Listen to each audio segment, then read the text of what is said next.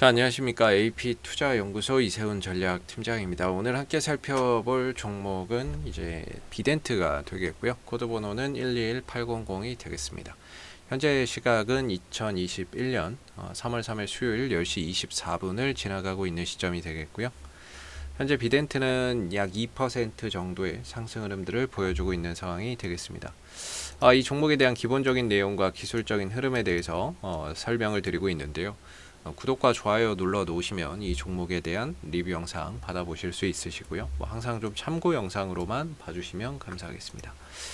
이 회사는 이제 방송용 디스플레이의 제조 판매 산업을 영위하고 있는 회사인데, 이 회사의 이런 본질적인 이슈보다는 이 회사가 보유하고 있는 이런 이제 지분에 의해서 주가가 상승하고 또는 하락하는 그런 이제 모습을 보여준다라고 보시면 될 것 같은데요.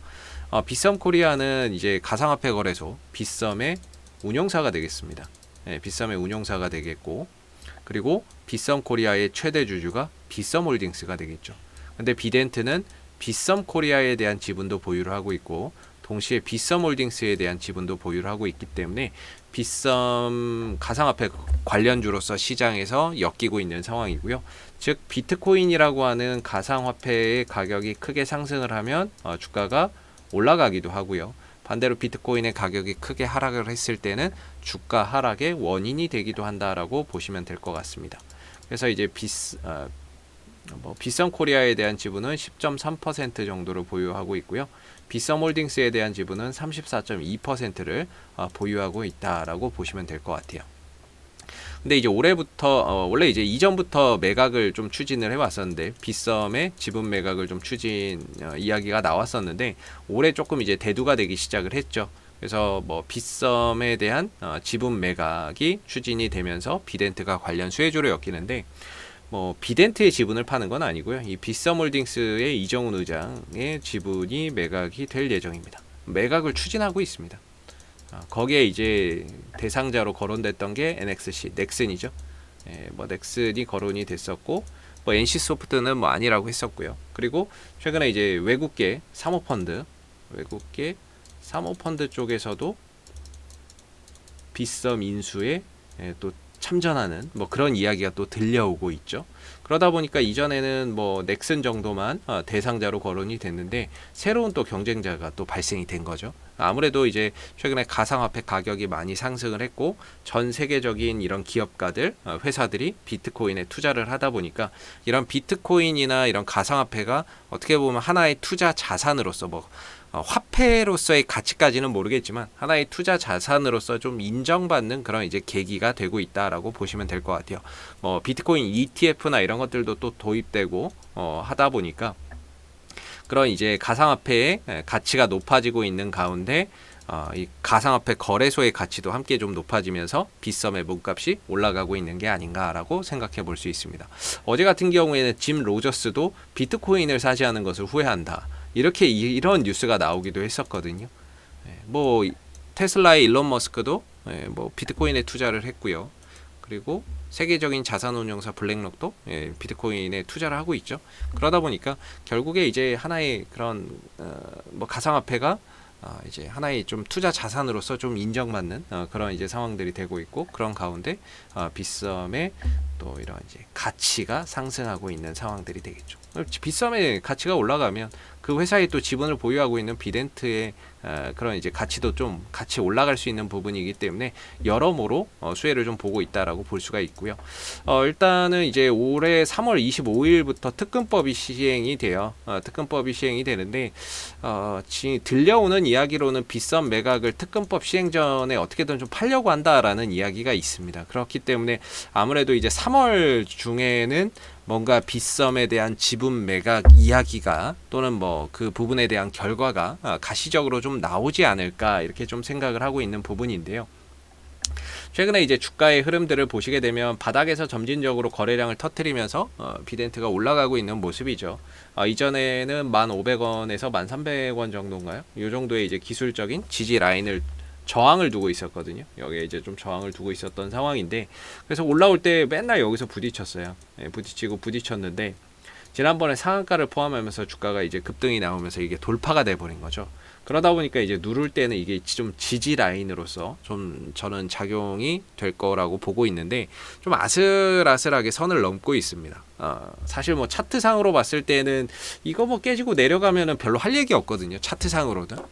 근데 이걸 그래도 좀 지켜주면서 가야 1,500원하고 1,300원대 이 자리는 좀 지켜주면서 어느 정도 더 이상 밀리지 않고 바닥을 좀 다져주는 모습들이 나와야, 이번 주에 나와야 되는데, 그걸 이제 다지는 과정 속에서 자꾸 이제 가격이 밀리니까 좀 불안불안하게 선을 좀 넘고 있다라는 생각이 들죠. 근데 사실 이 종목의 이제 매각 이슈나 이런 부분들은 현재 진행 중이죠.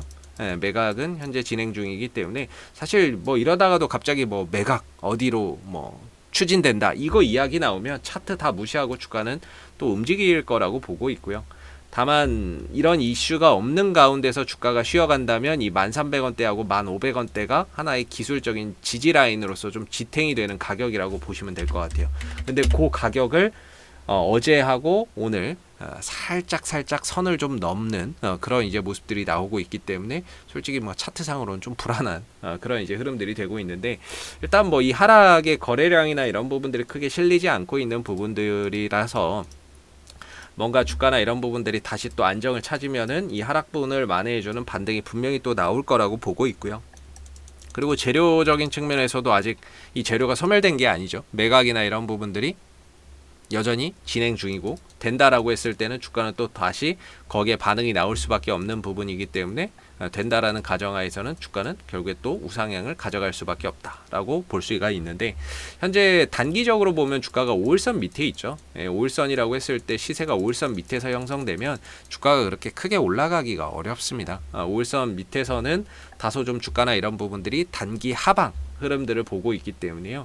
어느 정도 이 하락이 멈추고 5일선 위로 안착해야 조정이 마무리되고 다시 주가가 단기적으로 우상향한다 이렇게 보거든요. 근데 지금 같은 경우에는 지난번에 14% 한번 급락 나오고 어제도 시초가 떴다가 밀리면서 다시 되밀렸고 오늘도 이제 상승이 나오고 있는데, 중요한 건 이 모든 것들이 5일선 밑에서 이제 시세가 형성되고 있다는 거죠. 그러다 보니까 이번 주에는 1,500원과 1,300원을 기점으로 바닥을 좀 확인하고 다져가는 뭐 그런 자리가 만들어져야 된다라고 저는 이제 생각을 하고 있는데, 그런 과정 속에서 선을 좀 살짝 넘고 있으니까 기술적으로는 조금 이제 불안 요소를 갖고 있어요. 그래서 사실 뭐 1,300원, 1,500원대 만약에 이걸 깨고 내려간다 그러면 차트상으로는 별로 할 얘기가 없습니다.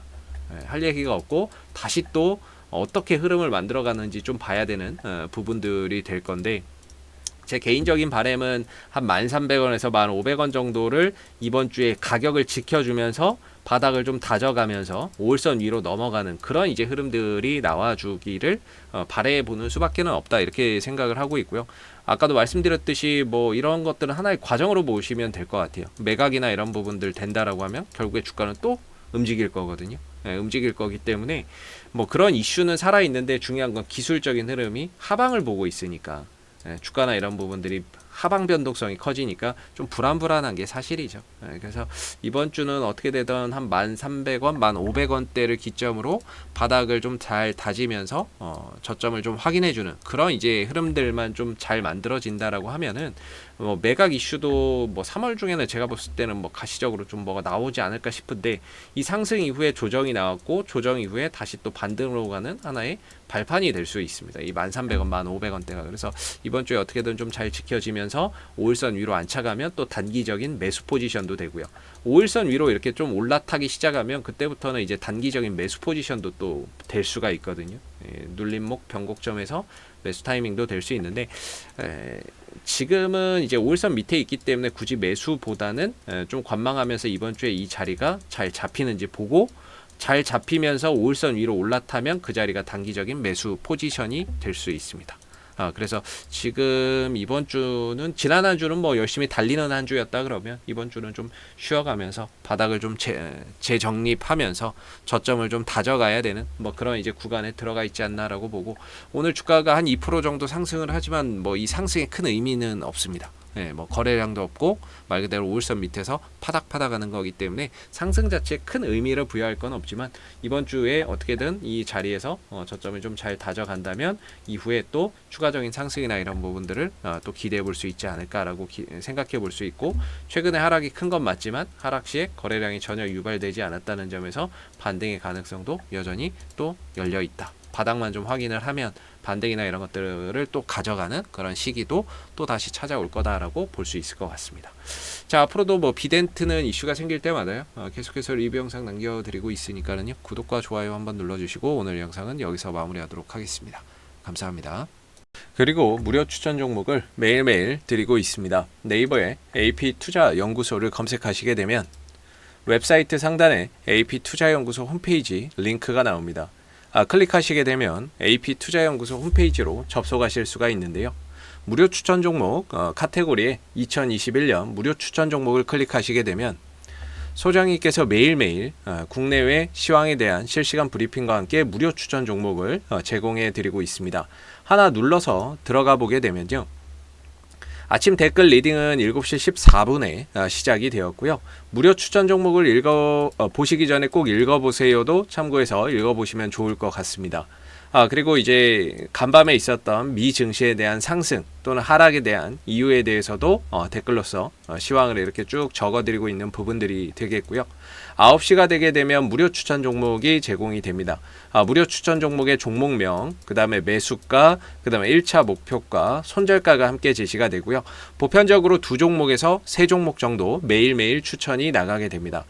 종목이 상승하게 되면 그 상승한 부분에 대해서도 댓글로서 이렇게 리딩을 쭉 해드리고 있는 부분들이고요. 반대로 주가가 떨어지게 되면 그 떨어진 부분에 대해서도 장중에 실시간으로 댓글 리딩을 해드리고 있기 때문에 무료 추천 종목이 필요하신 분들은 홈페이지에 오셔서 많은 도움 받아가시면 좋겠습니다. 감사합니다.